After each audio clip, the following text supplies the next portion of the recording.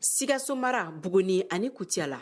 ni marabolo saba in a yirala k'a fɔ ko ji sanuma sɔrɔli ka gɛlɛ kosɛbɛ kɛrɛnkɛrɛnnenya la a togodalaw o kama ni projet an ka jiko n'o ye l'Amérique jamana ka dɛmɛ ye jibon kelen talima fila o na jɔ commune 60 kelen-kelennaw bɛɛ lajɛlen kɔnɔ ni marabolo saba in na fo ka taa se nakɔ baarakɛyɔrɔw ma. Adama Berti ale ye nin projet in baarakɛla ye. Maa min b'a fɔ jisanama i b'a fɔ kɛnɛya parce que ni jisanama tɛ yen kɛnɛya tɛ yen n'i y'a jate fɛnɛ minɛ musow ka jibaara ka ca ka tɛmɛ anw cɛw kan a ka ca la fɛnɛ an ka tuguda la i b'a sɔrɔ muso de bɛ nakɔ baara kɛ ka caya ka tɛmɛ cɛw kan ani denmisɛnninw donc o la hakilina in kɔni c'est pour que ka commune 60 in dɛmɛ walasa u bɛ se ka jisanama sɔrɔ ani ka nakɔ sɔrɔ nakɔ 23 ɲɔgɔn na walasa musow na se ka b'u yɛrɛ la wari sɔrɔ sira da fɛ min fɛnɛ jisanama ye n'u fɛnɛ y'o sɔrɔ o bɛ kɛ sababu ka kɛnɛya sabati.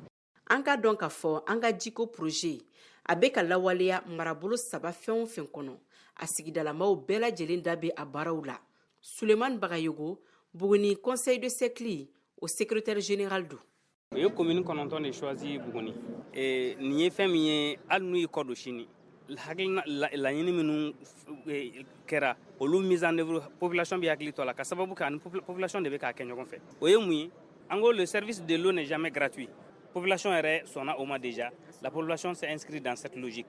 Ni projet in barakɛlaw y'a yira k'a fɔ k'u bɛna yɛlɛmaba de don jibon yɛrɛ dilancogo la sigidaw kɔnɔ u ka baara in senfɛ.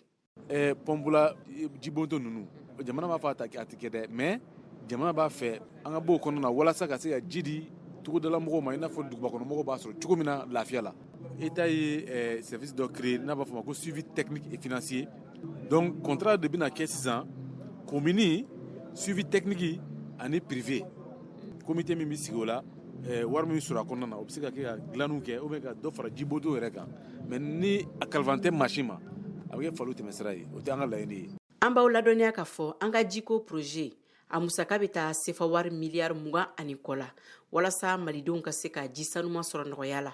Amérique jamana ka lasigiden min bɛ Mali kɔnɔ Rachna Korenen ale y'a yira k'a fɔ ko Amérique jamana ka laɲini ye fɛn min ye bi o de ye malidenw ka kɛnɛya sɔrɔ musolakaw olu ka baaraw ka yiriwa. So the beneficiaries of the 37 an kɔni jigiya b'a kan maliden bɛɛ lajɛlen ka se ka nafa sɔrɔ nin projet in fɛ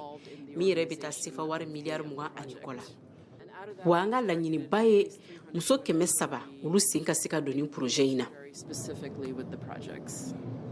Nin projet an ka jiko a kuntagala ye san 5 ye min bɛna kɛ Mali marabolo 7 kɔnɔ Buguni, Sikaso ani Kutiala. Mariam Kuyate ka laseli do ka bɔ Bamako, VOA Bambara.